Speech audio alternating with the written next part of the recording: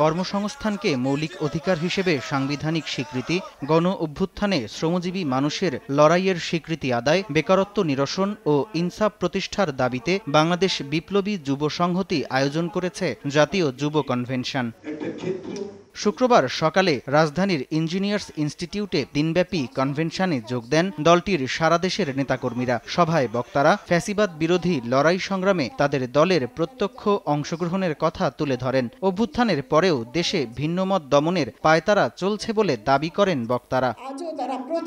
সভায় মব সন্ত্রাস নিয়ে সরকারের নির্লিপ্ততা দেশকে অস্থিতিশীল পরিস্থিতির দিকে ঠেলে দিচ্ছে বলে জানান চট্টগ্রাম বিশ্ববিদ্যালয়ের শিক্ষক ডক্টর মোশরেকা অদিতি হক। আর শ্রমজীবী মানুষের অধিকার প্রতিষ্ঠাই রাষ্ট্র সংস্কারের মূল বিষয়বস্তু হওয়া উচিত বলে মনে করেন ঢাকা বিশ্ববিদ্যালয়ের অধ্যাপক রাশেদ আল মাহমুদ তিতুমির। আমাদের এই বিশাল যুব সমাজ, বাংলাদেশে 20 কোটি মানুষ, তার মধ্যে এই যুবদের সংখ্যা 5.5 থেকে 6 কোটি, তার মানে 6 থেকে 24 বছর বয়স্ক মানুষের সংখ্যা কিন্তু এত। আমরা তাদের চাকরি দিতে পারি নাই।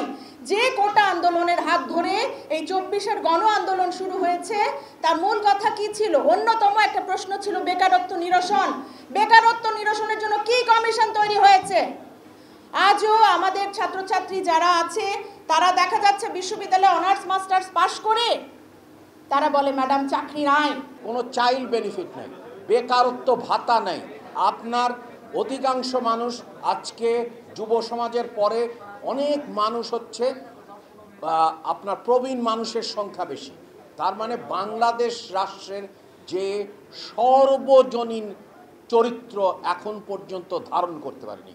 এটা আপনাদের দ্বিতীয় বিষয় নিয়ে আলোচনা হতে পারে যে রাষ্ট্র কিভাবে সবার হতে পারে, অর্থাৎ সর্বজনীন রাষ্ট্র কিভাবে গড়ে উঠতে পারে এবং সর্বজনীন সামাজিক নিরাপত্তা কিভাবে হতে পারে, অর্থাৎ জন্ম থেকে মৃত্যু পর্যন্ত রাষ্ট্রের দায়িত্ব কি এবং রাষ্ট্র কিভাবে দায়িত্ব পালন করবে। এদিকে ফেব্রুয়ারির নির্বাচন বিলম্বিত হলে সামাজিক নৈরাজ্য রাজনৈতিক নৈরাজ্যে রূপ নেয়ার আশঙ্কা জানান আয়োজনের প্রধান অতিথি বিপ্লবী ওয়ার্কার্স পার্টির সাধারণ সম্পাদক সাইফুল হক। গণ অভ্যুত্থানে অংশ নেয়া শ্রমজীবীদের ভূমিকা সরকার অস্বীকার করছে বলেও দাবি তার। সরকারকে বলতে চাই, বাকি সকল এজেন্ডা গুটিয়ে আনেন।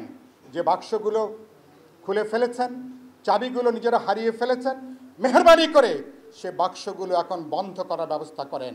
এবং বাংলাদেশকে কেন্দ্র করে এখন যে বহুমাত্রিক ঝুঁকি চলছে, নির্বাচনকে কেন্দ্র করে আমরা দেখছি নানা ধরনের রশি টানাটানি। রশি যদি বেশি টানতে যান, রশি কিন্তু অনেক সময় ছিঁড়ে যায়।